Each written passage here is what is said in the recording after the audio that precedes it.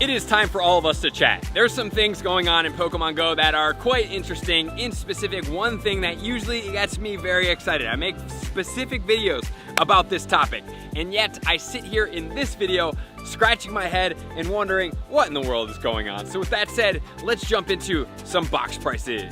Let's go.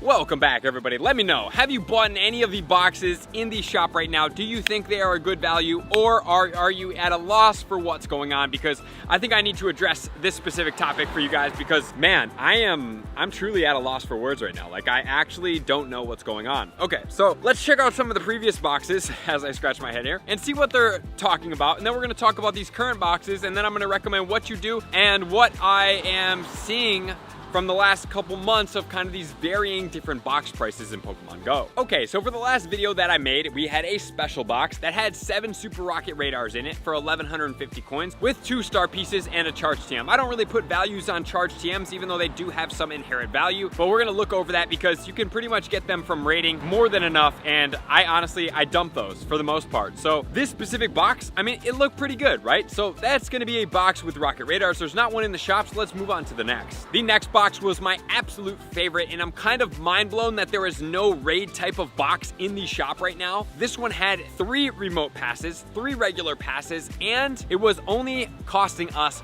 450 coins. Probably by far one of my favorite boxes in Pokemon Go, especially since I do know that Pokemon Go wants to put people more in the direction of doing in-person raids. If you want to see why, or why you should start doing those to save and preserve remote raids, you should check it out up here. But at the same time, doesn't really make sense as to what's going on in the current boxes, and we will get to that here in a second. And then we had a special box, which was going to be 1 raid pass and 2 remote raid passes, which I also was a fan of because you can accumulate the in-person raid passes. So when I'm doing a raid hours, like I'm going to be doing here today and other things, it was kind of exciting for me, right? It kept it going, fed my passes, it helped me with the in-person raids and everything like that. I thought those boxes were pretty good. The one thing it did miss was a hatch box, but there was an ultra box for 1,480 coins for 18 raid passes or premium battle passes, which was incredible. There was going to be 5 super incubators, and then there was going to be 5 incenses in that box. Probably one of my favorite things. And typically through Pokemon Go, after we get through here, we'll talk about this, we've seen boxes vary throughout the game. We've seen boxes come and go with 16 raid passes, 18 raid passes, 24 raid passes. We've seen, I think, around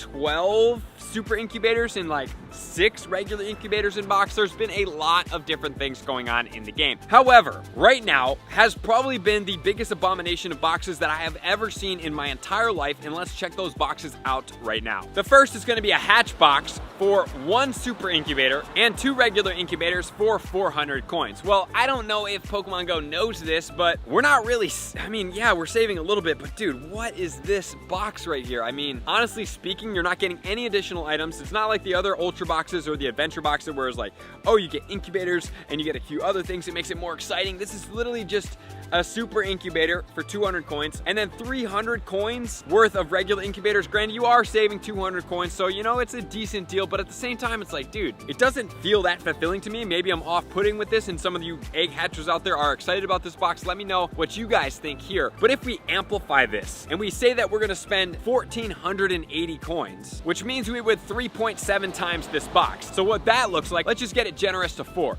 That means we'd be getting 4 super incubators, and we'd be getting 8 regular incubators for a grand total of 12 incubators with a grand total of 3 hatches each, which gives us a grand total of 36 egg hatches, which for me, I don't really know about that one. So then let's look at the next box, which is going to be a special box, which is going to include 1 remote raid pass, 1 regular pass, 2 super incubators, and 2 regular incubators, which to me, it's like, dude, where is the box for the raiders? Honestly speaking, when I'm looking at these boxes and I'm kind of seeing like what Pokemon Go wants and how they want to do things and how they typically have done things in the past, what they do is like, they try to gear things around and curate things in the game as far as what you can spend your money on, what's available for you, what's available in the boxes, and then they try to give you a direction in which they want you to choose to purchase things. So as of right now, for what I'm looking at in here, is it looks like these people, Niantic, Pokemon Go, they want you to be spending money on incubators. And if that's not your thing, you're kind of out of luck at the moment because we have 1 more box And that's gonna be 2,300 coins, which is way out of pocket because usually we're seeing 1,480 coin boxes, which is gonna be 10 super incubators, 5 regular incubators, which is quite a lot. We're gonna get 3 remote passes and 3 regular raid passes. So if you are in the direction of hatching eggs, not too shabby of a box. However, the total value of this box comes out to 3,350 coins. And typically what we see is the boxes are usually a 2x multiplier of what the value you get in the box and what it would be worth buying in the shop. For example, the 18 raid passes, the 5 and the 5 was worth 3,000 coins, which costs 1,480 coins. So the box calculations right now are not adding up to what they have been in the past. It now is looking like we are getting about 1/3